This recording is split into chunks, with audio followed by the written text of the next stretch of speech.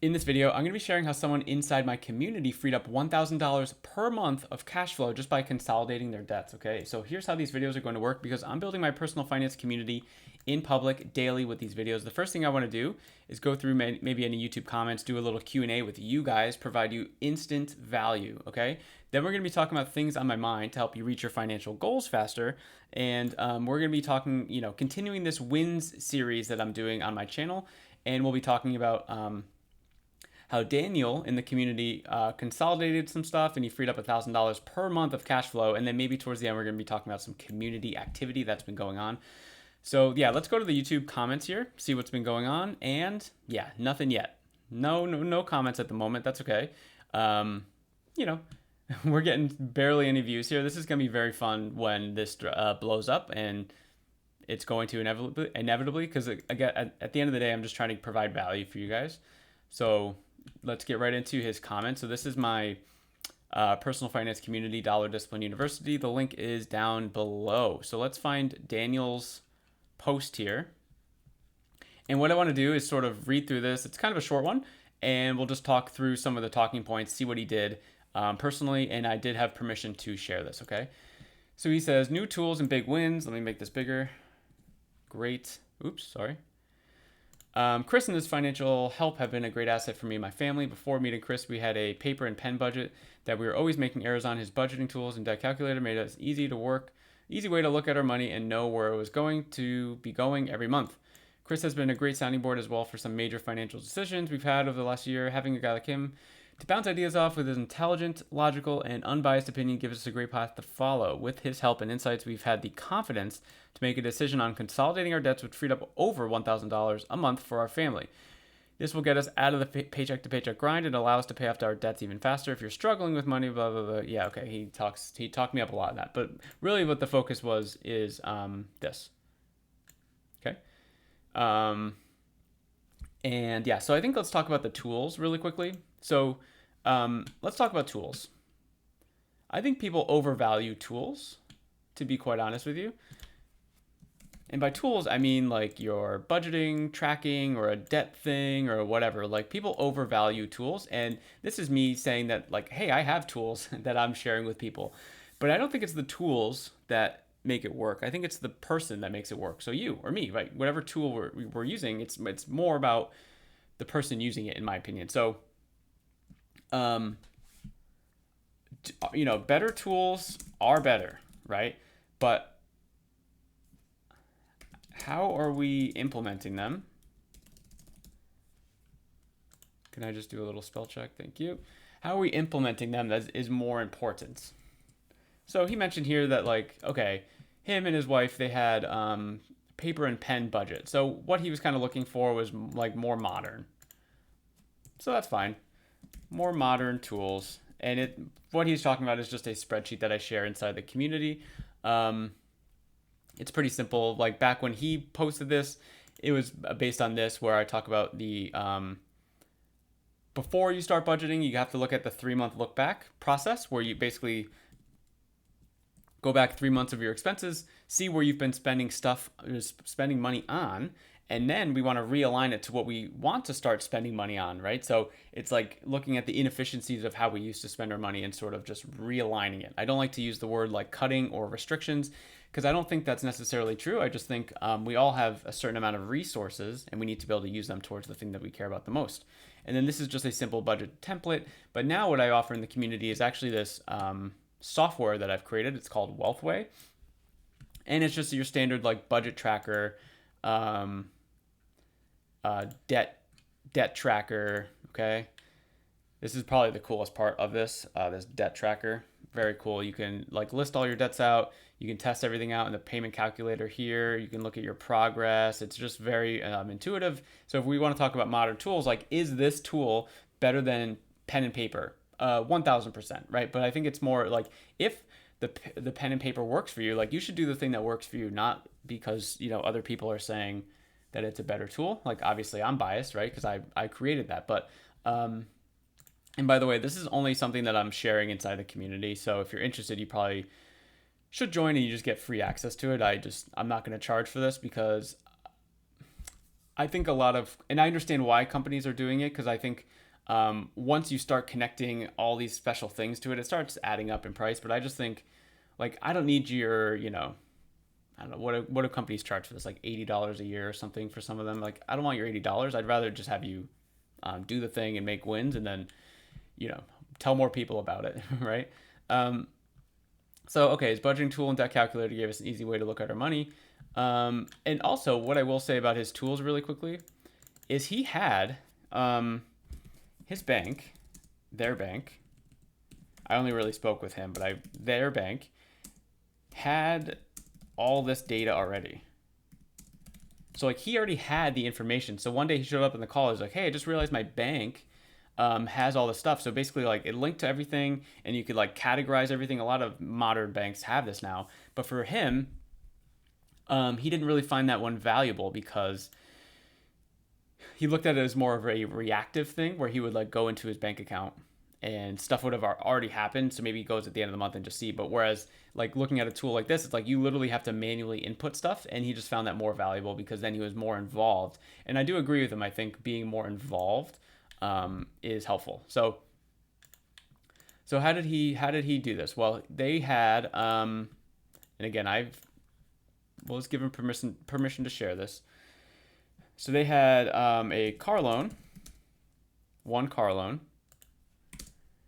They had a HELOC, and what was the other one? It was either a small credit card or like medical thing or something. Okay, I forget which one.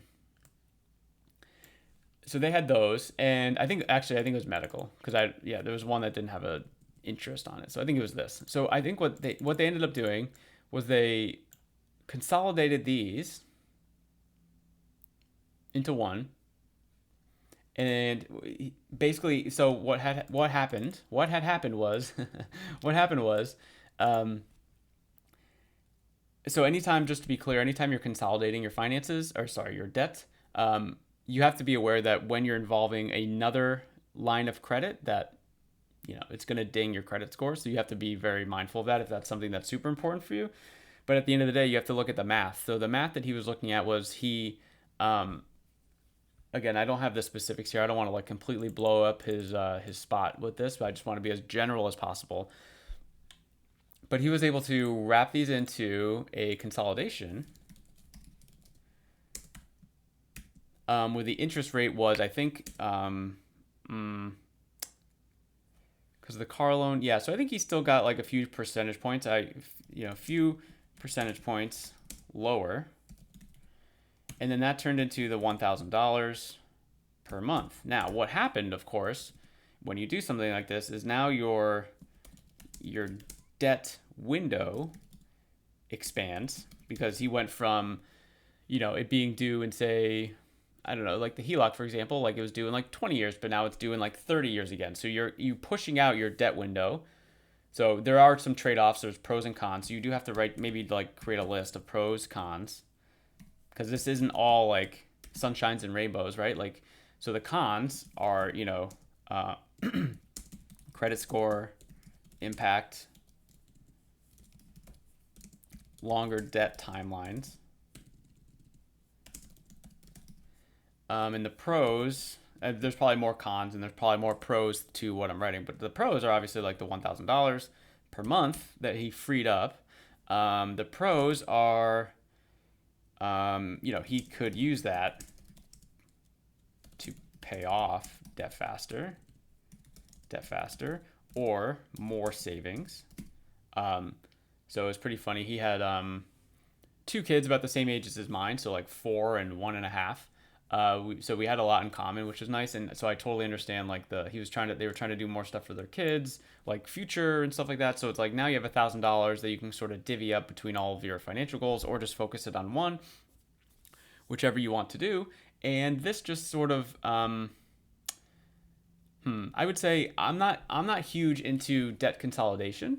There are benefits to it. Like, again, if you run the math and you're able to find $1,000 a month that you're freeing up because the interest rate is that much lower, then that makes sense. But I think, or if you maybe have like, I don't know, I've talked to people that have had 15 plus loans,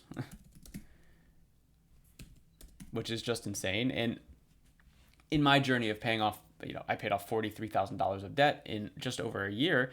And in my journey, we had 12. So I guess 15 isn't that crazy when you think about 12.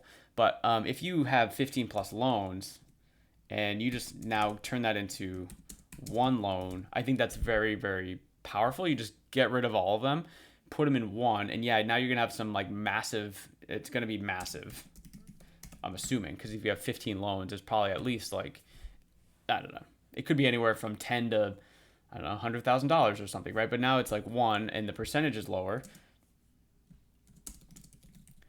But I think if you have like two or three, and like there's a minimal percentage, I think you just have to weigh the options. That's all I'm trying to say. I don't love the idea of debt consolidation.